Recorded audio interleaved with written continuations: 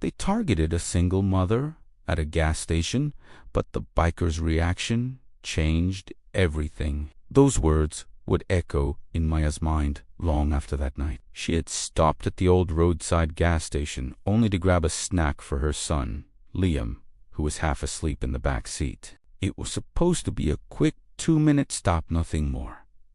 But fate rarely warns us before rewriting our entire lives. Maya stepped out of the car, tightening her jacket against the cold wind. As she reached for the pump, she felt it.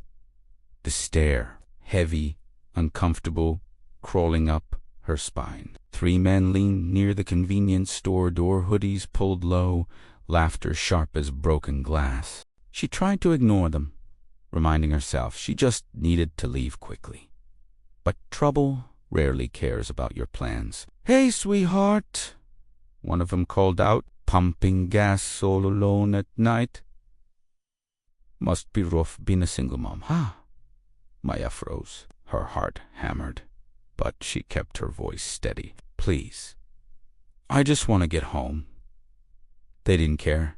One stepped closer, circling her car, tapping on the window where little Liam slept. That was when fear shifted into something deeper, protective, fierce. "Don't touch my car," Maya demanded. Another laughed. "Relax.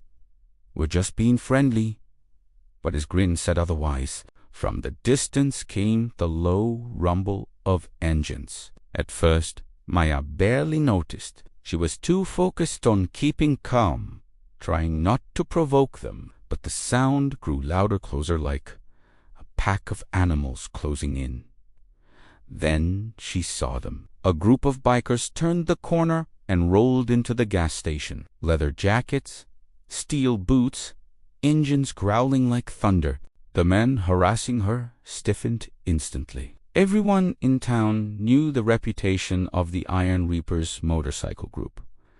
People whispered about them: dangerous, reckless, intimidating. But the truth, as Maya would soon learn, was far more complicated. Their leader, a tall man with dark hair pulled back in a tie, killed the engine first. His eyes swept the scene, sharp and calculating. He noticed Maya. Then he noticed the men circling her, and something changed in his expression. He dismounted slowly. "Is there a problem here?" he asked, tone calm to calm. The thugs exchanged glances. "Just talking," one muttered, but even he didn't sound convinced. The biker stepped forward. "Doesn't look like she wants that conversation." More bikers dismounted behind him, forming a silent wall. Maya couldn't explain why, but she felt safer. For the first time since the confrontation began, she could breathe. The men backed away a little, but not enough. "Man, stay out of this. It's none of your business." The biker sighed. "When someone threatens a mother and her kid, it becomes our business." Another biker added, "Especially when the kid's asleep in the car, have some respect." The tension snapped like a brittle wire. The thugs cursed, retreating toward their own car, throwing one last warning glare before speeding away into the night. Only when the sound of their engine faded did Maya's knees finally give out. She pressed a hand to her chest, trying to steady her breathing. "Oh, okay," the leader asked, stepping closer but keeping respectful distance. She nodded shakily. "Thank you. I don't even know your name." He smiled, gentle, unexpected. "I'm Cole." Maya managed a nervous laugh. "Well, thank you, Cole. All of you?" One of the bikers waved dismissively. "Don't worry about it. No mom should deal with that alone." The moment was heavy, emotional, but it wasn't the end. It was just the beginning of the twist. As Cole helped her open the store door, Maya whispered a subtle, heartfelt phrase, most like a confession.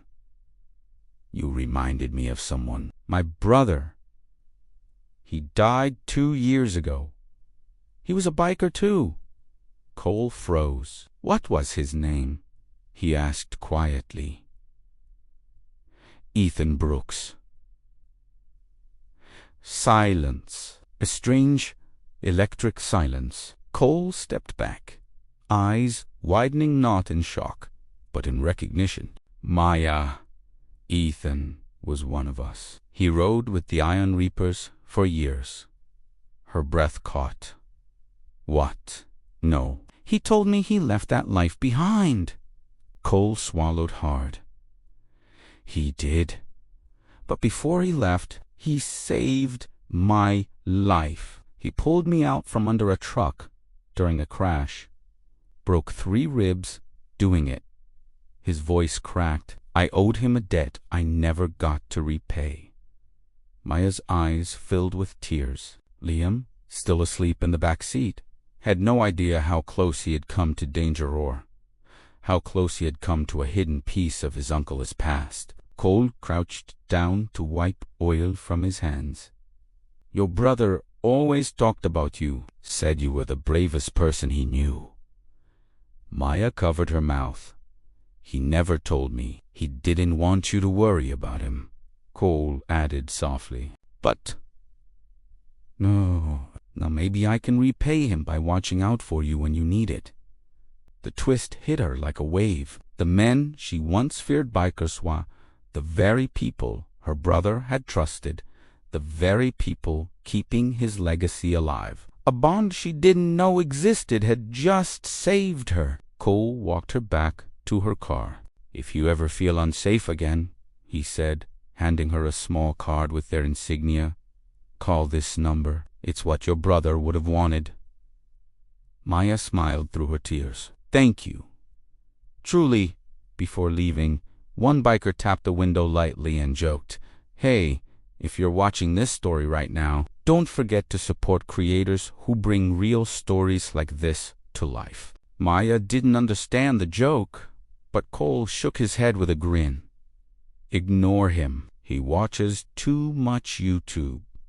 The engines roared back to life, and the Iron Reapers rode into the night just as suddenly as they had appeared. Maya sat in her car for a long moment, holding the card, feeling Ethan's presence in a way she hadn't in years. Somehow, through a terrifying moment, she had rediscovered a missing piece of him. She wiped her tears, kissed her sleeping son's forehead, and whispered, "Your uncle is still taking care of us." Then she started the engine and drove home heart fuller than when she had arrived.